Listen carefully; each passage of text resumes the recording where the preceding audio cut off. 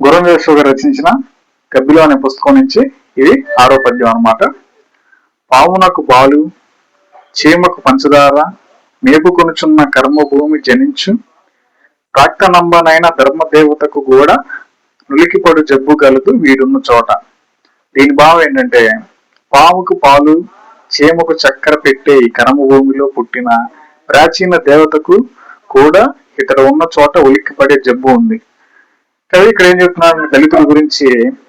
పాముకి పాలు పోసే ఈ దేశంలో, చీమకు కూడా పంచదార పెట్టే ఈ దేశంలో, ప్రాచీన ధర్మదేవతకు కూడా వీడున్న చోట ఉలిక్కిపడే జబ్బు ఉంది. అంటే దళితుడు అంటేనే అంటరాని వాడిగా చేశారు. సో కాబట్టి ఆ దళితుడు ఉన్న చోట కూడా దేవతలకు కూడా భయం. ఎందుకంటే దళితుడిని అంటరాని వాడిగా చేశారు. వాడు ఏది ముట్టుకున్నా అంటే, నీళ్ళు అంటుకున్నా కానీ నీళ్ళంటే వాడున్న చోట కూడా ఆ దేవతకు ఉలిక్కి పడేలాగా ఈ దేశం ఉంది అని చెప్పేసి బాధపడుతూ కవి ఒక దళితుడి గురించి ఈ పద్యం రాయడం జరిగింది.